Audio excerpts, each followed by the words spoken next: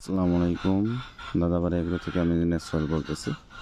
দেখেন, সব জায়গা মূলত দেখা যায় ম্যাক্সিমাম ফার্মে, আমি তো বহুত ফার্মে করছি, ভিজিট করছি। আমি সব জায়গায় দেখছি আসলে পর্দা ম্যানেজমেন্ট নিয়ে খুবই ঝামেলার মধ্যে থাকে এবং পর্দা ম্যানেজমেন্ট করতে পারে না। দেখা যায় যে উপরে বান্দা থাকে ফিক্স করে, নিচ থেকে উঠায় দেয় 2.5 ফিটের, আপনার 2 ফিট উঠায় দেয়। সেক্ষেত্রে কি হয়, এই আমাদের যে বাতাসটা, এই বাতাসগুলা ডিরেক্ট যে মুরগির শরীরে লাগে এবং মুরগির ঠান্ডা লাগার সম্ভাবনা থাকে।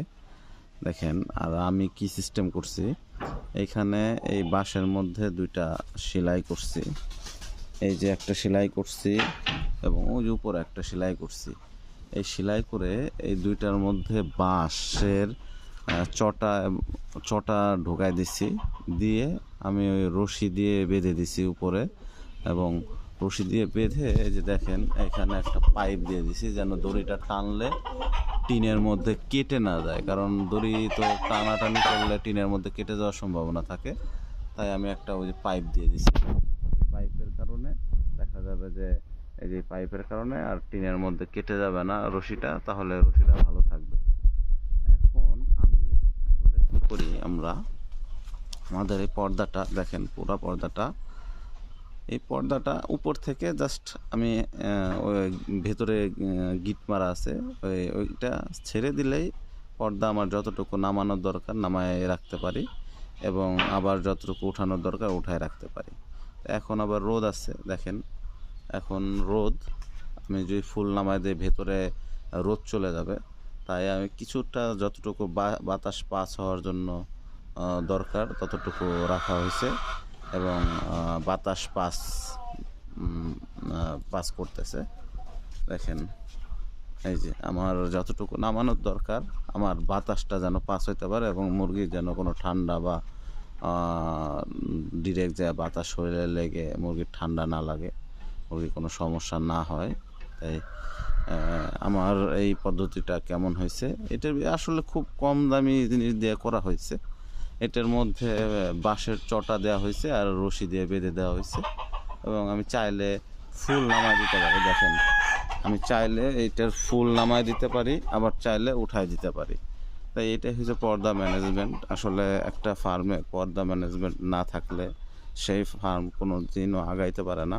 দেখা যায় যে মুরগির রোগবালাই লেগেই থাকে, মুরগির বিভিন্ন রকম সমস্যা হয়। তাই আমাদের আসলে চ্যানেলটি নতুন এবং আমি নতুন উদ্যোক্তা, তাই আমি কিছু কিছু আমার যে এক্সপিরিয়েন্স এবং ভালো দিকগুলা, আমি যেটা সুবিধা পাই সেই জিনিসগুলাই আপনাদের মাঝে তুলে ধরি। আপনারা এই জিনিসগুলা দেখে যদি উপকৃত হয়ে থাকেন বা আমার মতো এরকম পর্দা ম্যানেজমেন্ট করে যদি আপনার ফার্মের মুরগিগুলোকে সুস্থ রাখতে চান, তাহলে আমার চ্যানেলটি অবশ্যই সাবস্ক্রাইব করে রাখবেন, বেল বাটনটি ক্লিক করে রাখবেন। কারণ আমি চাই নতুন নতুন প্রযুক্তি ইউজ করে সঠিকভাবে যেন ফার্মিং করা যায়, সেই সিস্টেমগুলো আমি চেষ্টা করি সব সময় প্রয়োগ করার। তাই এটা আমি প্রয়োগ করছি, কেমন হয়েছে অবশ্যই কমেন্ট করে জানাবেন আপনারা। এবং নতুন উদ্যোক্তাদের জন্য, যারা নতুন, এরা হয়তো প্রথমে এই জিনিসগুলো নিয়ে তারা সমস্যায় পড়ে এবং কিভাবে পর্দা ম্যানেজমেন্ট করবে বোঝে না। তারা ফিক্স করে বেঁধে রাখে অথবা উপরে বেঁধে রাখে, নিচের থেকে উঠায় দেয়, এই সিস্টেমে করে।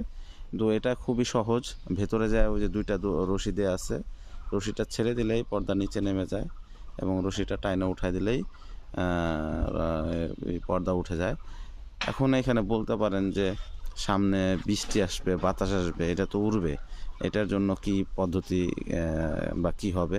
আসলে এটা এখন বৃষ্টির সিজন না, যদিও বা বৃষ্টির সিজনের সময় আমি এই যে উপরে দড়ি দিয়ে টানা দিব, এই রশি দিয়ে উপর থেকে নিচে এদিকে টানা দিব, নিচ থেকে আবার ওইদিকে কর্নারের দিকে টানা দিব, তাহলে আর আমার এইটা বৃষ্টি আসুক যাই আসুক এটা উড়বে না এবং সঠিকভাবে থাকবে।